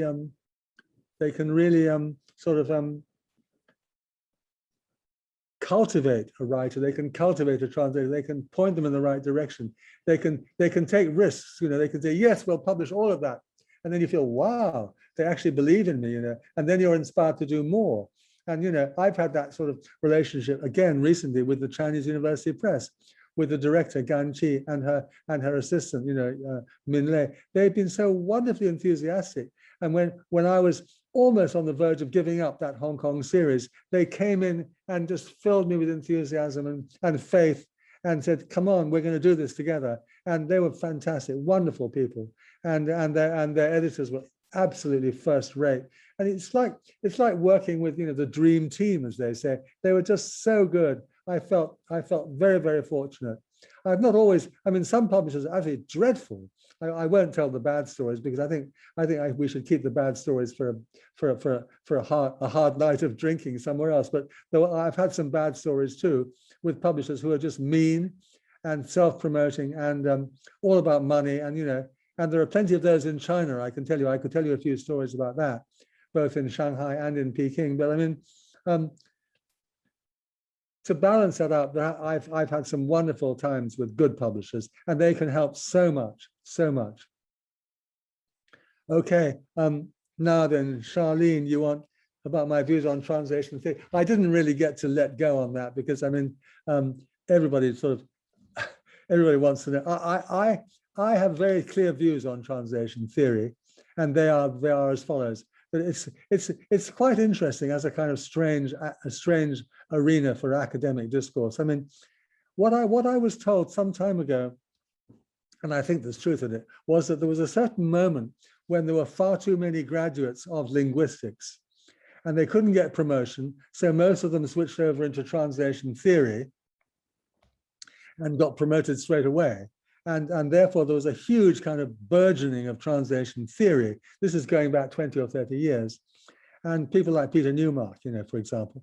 And this then became a massive industry. And the universities latched onto it, and they pumped their courses on translation full of theory to make them look academic. Now, the trouble is, in Hong Kong, and I'm talking about Hong Kong here, the students don't want that. They want to learn how to translate. And I hated the experience of going into a hall where there'd be 500 undergraduates and they're listening to a high-powered theoretical talk which they don't understand. And what they want to know is how to translate and how to understand translation. And they're given a whole lot of waffle. And now I'm not saying there isn't room for that. There is room for a kind of discipline called translation studies, which is partly intellectual history, partly linguistics, partly cultural science, so on. And you know, there is a kind of rationale for it. But let's keep that for graduate students. Let's keep that for academics who want to bore themselves with that kind of stuff. But I mean, the really interesting stuff about how to translate and how people really translate, that's what I think the kids need. That's what students need. And that's what I like to try and give them, and not this other stuff. Now, I will, I think, sum up my attitude in a very brief anecdote, which is that probably 25 years ago, I was invited to a conference at Baptist University, and I was the discussant for two very eminent translation theorists, Eugene Neider, who more or less invented, you know, the equivalence theory, and was by that stage already in his 80s, I think, and then Peter Newmark, whose book on translation theory was highly recommended as a textbook. I thought it was terrible. I couldn't use it as a textbook. Anyway, I listened to these two distinguished theorists talk in the morning, and I made some notes, and we broke for lunch, and I'd already decided what I was going to say, but during lunch, I was speaking to Professor Neider, and we were standing up on the terrace looking out over Tolo Harbor. I think the actual conference took place at Chinese U. And I thought, here's this elderly man, I really ought to tell him that I'm going to be denying the validity of what he said. Otherwise, he might have a heart attack or something. So I turned to him and said, Professor Neider, I just thought you should know I'm going to be quite critical of translation theory. And he said, he turned to me with a very nice smile on his face. I'm so glad to hear that, he said. I'm so pleased that you're going to do that, young man. And I'd like to share some good news with you. I said, oh, okay. Yes, I'm getting married next week. And I said, oh, good, I'm so pleased. And he said, I've met this very lovely dancer. She's Spanish. It might have been Argentinian, I can't remember. And we're getting married next week. And he was already in his 80s. I thought, good for you, old chap. And we established an immediate rapport. Anyway, then we went back into the hall, and there were these 500 people, and I had to give my they knew I would be anti-theory because I had a reputation for that. So I stood up and gave my speech, in which I said that translation theory had a validity of its own, but it was not suitable for undergraduate students. They wanted to know about how to translate, not airy-fairy theories about Skopos or this, that, and the other. And I sat down, and the chairman asked the two speakers, Neider and Newmark, if they wished to say anything. And now I thought that was the moment of truth. Eugene Neider stood up. He came towards the microphone. He looked at me and he said, I agree 100% with everything that my young friend has just said. And then he sat down. And there was a round of applause. I thought, my God, here's the lead, at that time, the leading theoretician saying that he shouldn't be wasting these students' time with theory. But he was true to his word, and he said that. Peter Newmark, on the other hand, completely lost his temper and started shouting and screaming at me. And I just sat there looking at him, goggled. I think, my goodness me. He was absolutely out of control, screaming. And then the chairman said to me afterwards, Professor Minford, would you like to reply? And I said, I don't think that's necessary, because he'd already condemned himself by being completely hysterical, and simply because he wasn't able to defend his position, So that's really where I kind of come in. I mean, I occasionally find nice books in that field. I mean, George Steiner, for example, I think is a great writer. I think After Babel's got some wonderful chapters in it. I'm not crazy about Walter Benjamin, but I mean, that's because I'm slightly anti-German when it comes to sort of, philosophical discourse. And but I mean, I'm not writing it off. I'm just saying it needs to be kept in its place. It needs to be kept in its place and not given in huge great chunks to young students who are still basically learning language. And they want to know how good translators translate. They don't want to know about Skopos theory. Anyway, that was sort of the answer to your question, Charlene. And Yinghu, you came back and said, does creative license mean the ability to create wonderful translations? Well, I mean, it's one element in that. Creative license is giving yourself the freedom to to transfuse your own lifeblood into the book. That's what Hawkes did, and to a lesser extent, I tried to do it.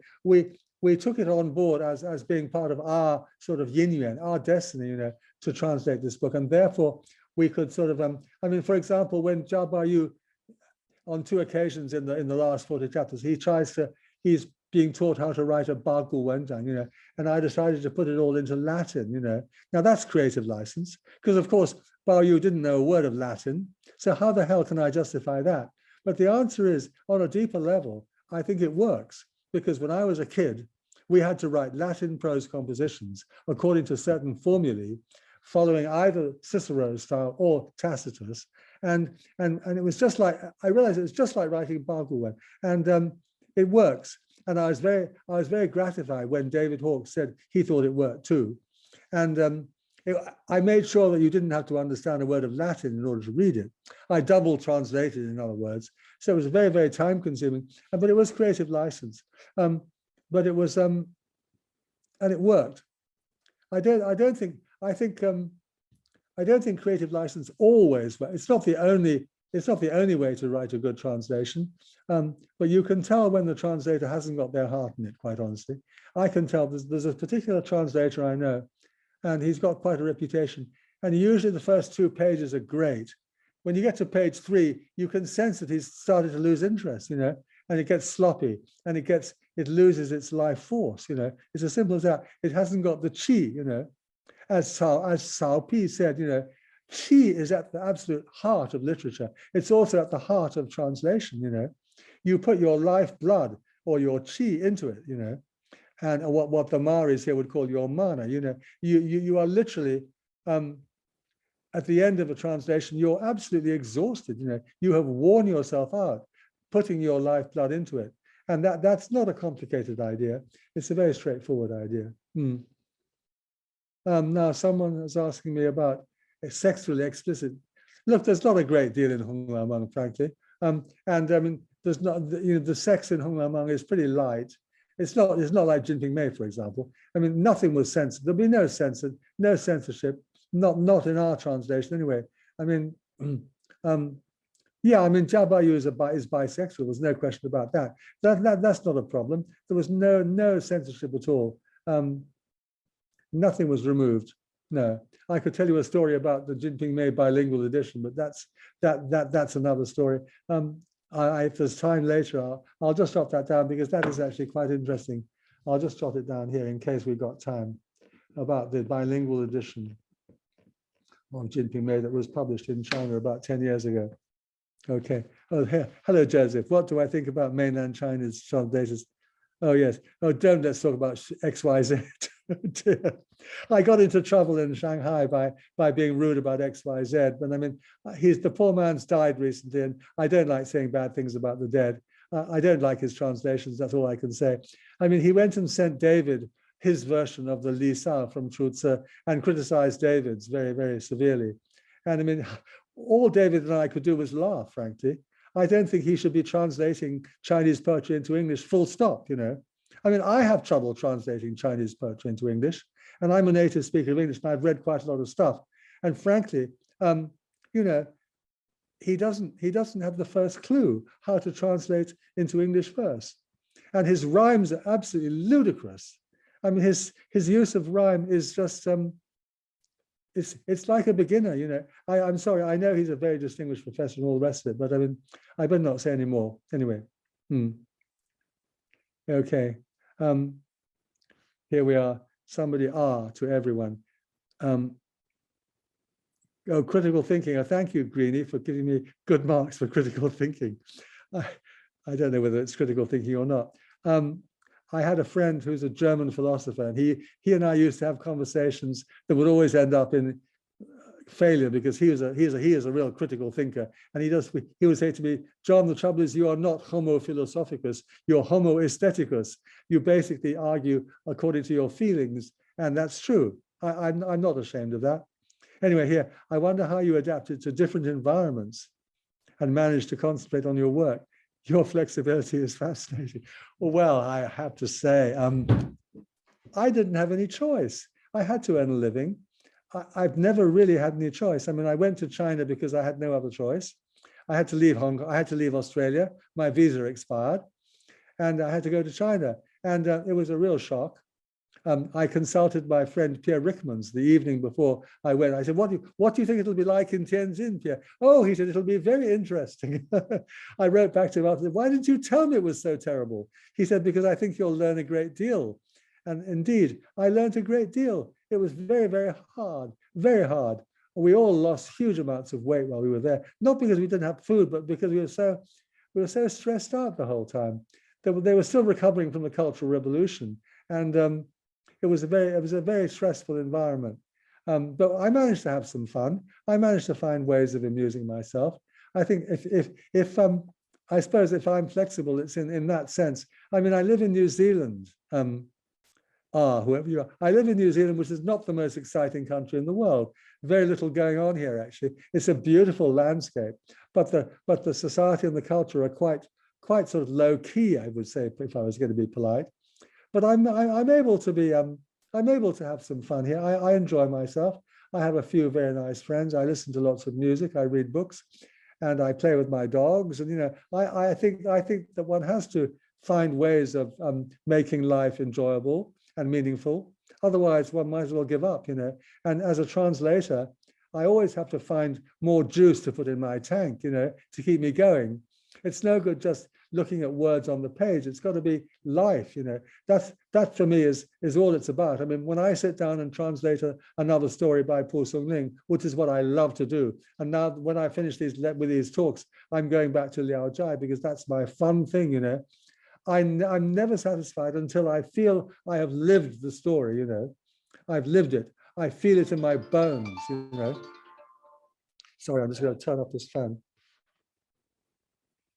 Yeah, so I mean, I think if that's flexibility, yes, it's a desire to have an intensity of life that is fun and that expands your horizons, and that's what translation is all about, because you're always diving into another world. It's extraordinary, and yet you'll find out that they're actually also wonderful fellow human beings, you know. I mean, that's the thing about both Cao Suiting and Po Sung Ling, who are my two number one, you know, writers. They are profoundly human, you know. I mean, don't give me this stuff about, you know, Hu Lijing and Gui. I mean, it's about people. It's about human feelings and relationships. And it's so interesting. It's so absorbing. And I always know when I've got to that point, something clicks, you know. It's a bit like a drug, you know, if you're an addict, you've got to go on taking heroin until something clicks, you know, or if you're an alcoholic, you've got to go on drinking until you hear that click.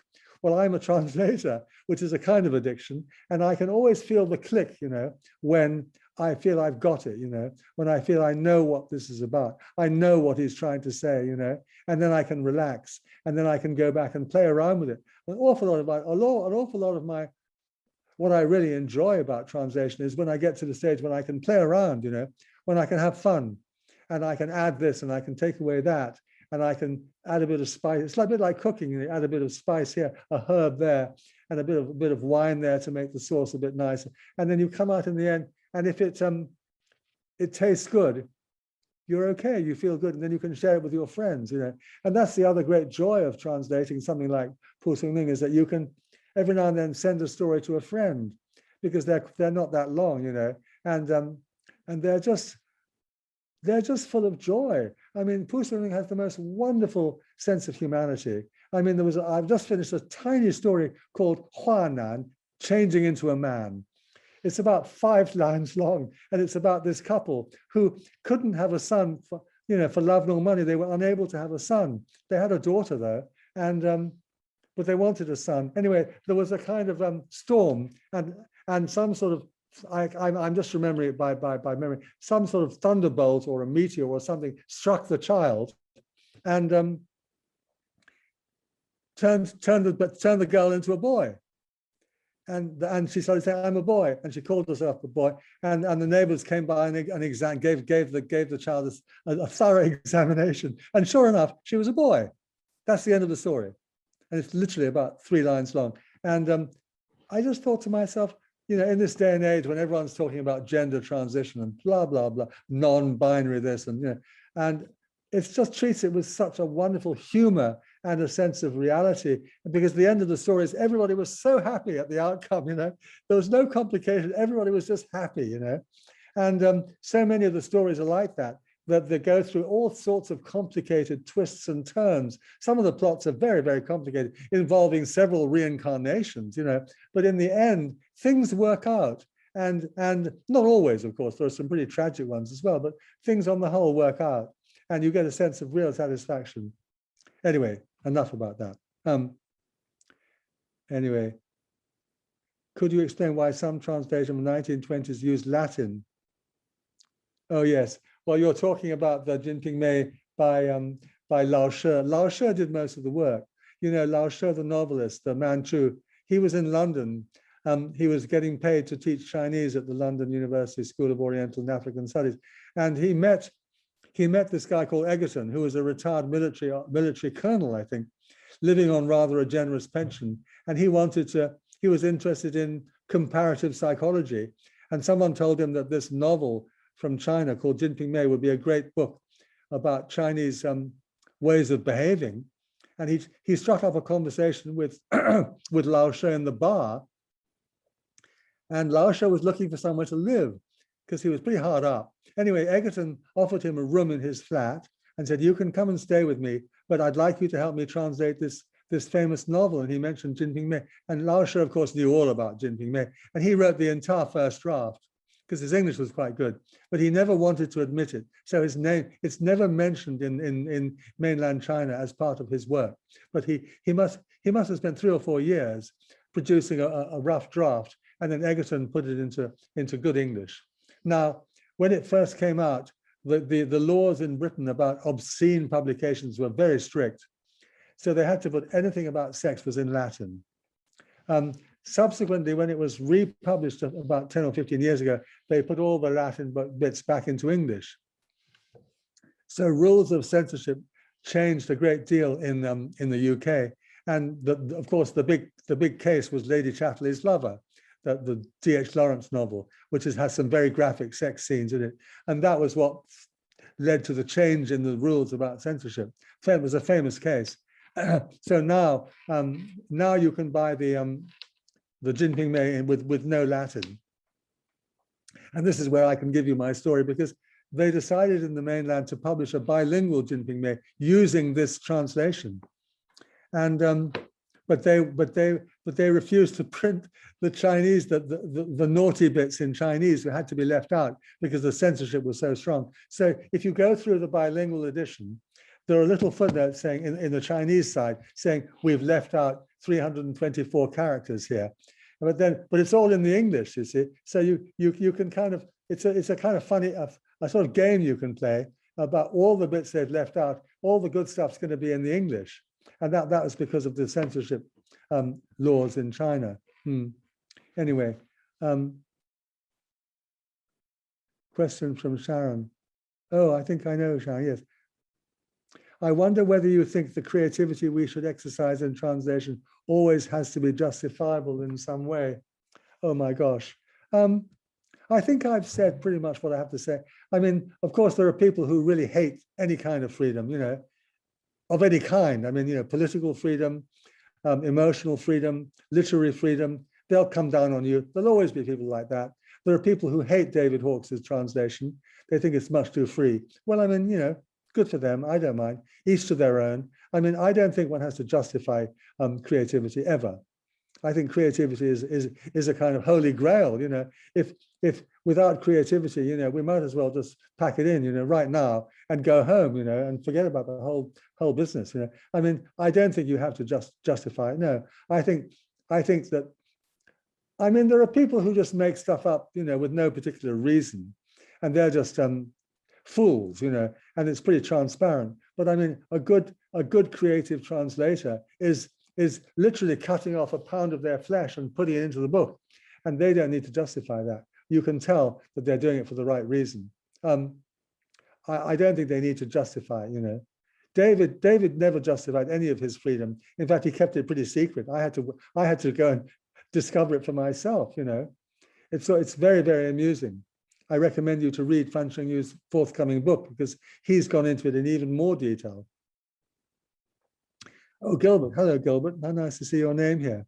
I hope you're well. Do I think a translator should keep a certain distance instead of diving into the world of the work he or she is translating? What is your preference? Well, I think you know from us. You know before you've asked it, don't you? I'm a believer in diving in, you know. I think you can always pull back, you know. You can always dive in and then later come back and think, oh, I was being a bit too over the top about that, you know, tone it down a bit. Yeah, one needs to use one's literary and aesthetic judgment. Yes, you have to have that on board. But I mean, unless you dive in to start off with, you won't get the marrow, you know, inside the bone like a dog, you know. You won't get it. You won't get that rich taste, you know. So I would always encourage people to dive in. I had a student in Tianjin, you know, they called him the mad poet, and he was a crazy guy. He was in my translation class, and one of the exercises I did was to get them to translate a poem by Du Fu. I've never been a fan of Du Fu's poetry, but anyway, I gave them a very simple Du Fu poem. And I said it was a Lu Shi, you know, 8-liner. And I said, translate this into English. And the mad poet went away and came back with a Shakespearean sonnet. I'm not kidding you. He translated it into the style of Shakespeare and into a sonnet form with rhyme and everything. It was completely mad. It was ungrammatical. It had incredible errors of understanding, but I gave him A+ because I thought it was brilliant. You know, it was a brilliant mistake he'd made because he'd thrown himself in there and he got. Turns out he's a pretty unbalanced kind of guy, but I mean, he really did dive in, and I gave him all credit for that, you know. And in one of the other versions of my PowerPoint, I take as an example a very beautiful Song Ci, which is translated by one person who dives in and makes mistakes, but produces the most wonderful singable poem, and then a very reputable scholar, D.C. Lau, who translates it, as you said there, at a certain distance. And my God, it's just dead from the first word to the last, you know. And a Song Ci cannot afford to be like that. It has to have a music. It has to have what you might call a silent music, but it's there in the background. And D.C. Lau's English is wonderful, Liu Dianjue, you know, Chinese you. And his English is very, very accurate. He's got a very sharp mind. He trained as a philosopher, you know, in Glasgow. And he's a very, very clever man. But when it comes to channeling emotion into a poem, he just doesn't do it, you know. And that means he'll never get beyond a certain level of accuracy. He won't capture the mood and the music of the poem. Whereas John Scott, whose translation makes a fundamental mistake in the very first line, you know, he makes a fundamental mistake. I haven't got it in front of me now, otherwise I could show you, but he succeeds magnificently in making it sing from beginning to end. It starts up by saying, 少年听有阁楼上.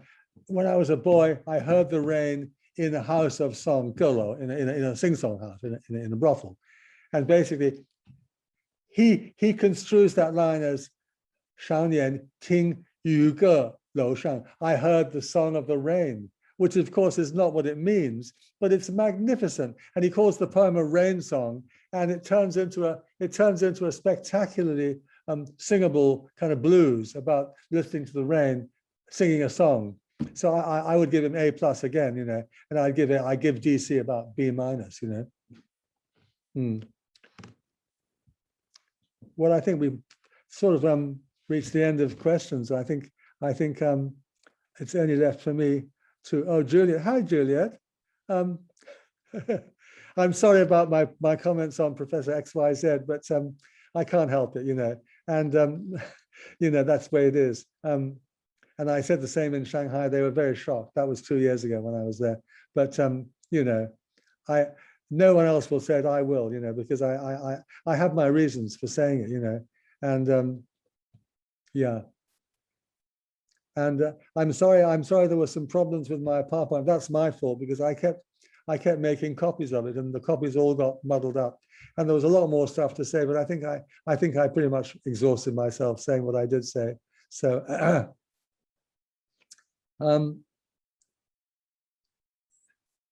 oh, here's somebody called Sean, but not the Sean I know, no.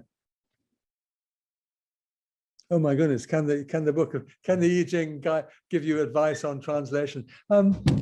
That's a good, interesting thought. I mean, you've obviously got some interesting ideas running through your head. I mean, the I Ching gave me a lot of help when I was translating it. It was very forthcoming about how it should be translated. And that was fascinating. I mean, I lived with that book for 12 years. And I got to the point where I was actually hearing it. Because as the Chinese themselves say, it's not a book, it's a shen, you know, it's a spirit. The I Ching is the most peculiar book. And I'm glad I stopped working on it because it would have eaten up the rest of my life.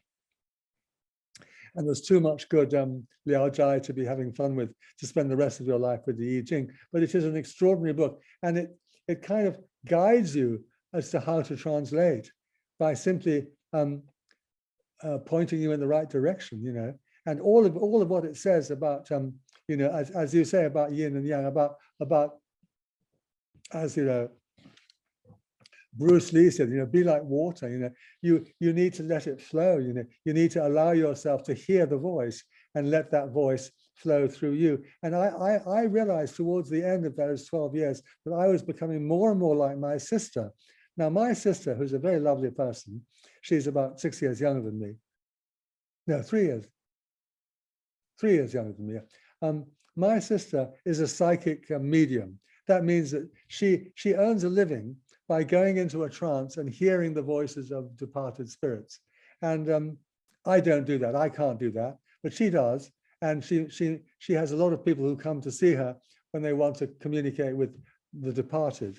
And she has a spirit guide whose name happens to be Old Chinese and is named after one of the hexagrams of the I Ching, actually. Anyway, and her spirit guide, she channels the spirit guide. She is now, that spirit guide is very well known in America, in California. And she is now the chosen channel for that spirit guide. And she just allows the voice to come through her. And I can understand that, although I'm not a psychic medium myself. I relate it more to music and to playing music. I always wanted to be a pianist. I wasn't able to be, but I think when you're playing, let's say, a nocturne by Frédéric Chopin, you have to read the notes. You have to understand the markings and all the tempo. But in the end, you've got to hear the music. You have to hear the music, and it's to do with that. It's again, we come back to that Juliana. You've got to hear the sound, and when you hear the sound, then it's plain sailing. And in fact, since I brought music into it, one of the things I wanted to mention in my talk was that when I was studying the piano in Vienna, my teacher, a very wonderful pianist called Walter Kamper, he was a very unusual teacher. He would say, play me your Chopin. So I'd play my Chopin, and he'd come and he'd stop me. He'd take the music off the piano, and he'd say, now, make it up. I said, what do you mean? Just improvise. You get to that chord in, B flat minor. Now take it from there. It's yours. And I would just, I was absolutely taken aback at first, but then I realized what he was doing, and I would then have to develop the theme, the tune, the chords, and then he put the music back on. Now you go back to Chopin. I thought, what a brilliant way of teaching, because he was teaching me how to get inside the music as a creator, not as an interpreter. And that's what I think you have to do. I mean, that's what I think translators have to do. You have to learn, you have to be able to hear the sound of the original so well that you could actually write it yourself. And that's where you take freedom. That's where you have creative license. And that's where you open yourself to attack from all the boring, pedantic translators who haven't got that feeling. You've got to be prepared to take it from them. I've had a lot of attacks from people. Some people attack me for, promoting pseudo-mystical Taoist bullshit. I mean, fine. Let them express their mean little, spirit the way they want to. It won't affect me. I know what I'm doing. I may or may not be good enough. It's not good enough for me, I know, but I'm giving my best shot at it, and it comes from the heart. That's all I can say. It doesn't come from, some theory about Skopos or, whatever. It comes from the heart. And I think that's what translation has to be from the heart, That's probably a good point on which to end, I think. And enjoy yourselves, look after yourselves. I miss Hong Kong so much, and I wish I could be there with you all, but this is better than nothing. And thank you, Gilbert, for giving me the chance to have these talks. I'm sorry about the technical glitches, but hasn't been too bad today. And I am re-recording last week's talk so that when they put it on YouTube, you'll have a proper version, not with all those kind of black box stuff. So I'm going to re-record it with them on Monday, so that when they put it on YouTube, it won't be full of technical glitches. So, and thank all the people, at the translation school, Esther and William and Bronte. I met a new person this time, and Carlo from IT and stuff. It's always such a pleasure to work with you people. And long live Hong Kong. And keep well. And yeah, enjoy yourselves. terrible weather here. It's absolutely pouring with rain and a gale force wind. So I'll try and keep warm myself. Our revels are indeed ended. Thank you, Richard.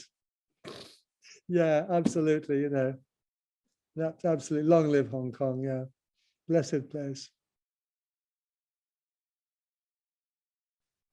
Okay, I'm going to switch off now. Goodbye, everybody.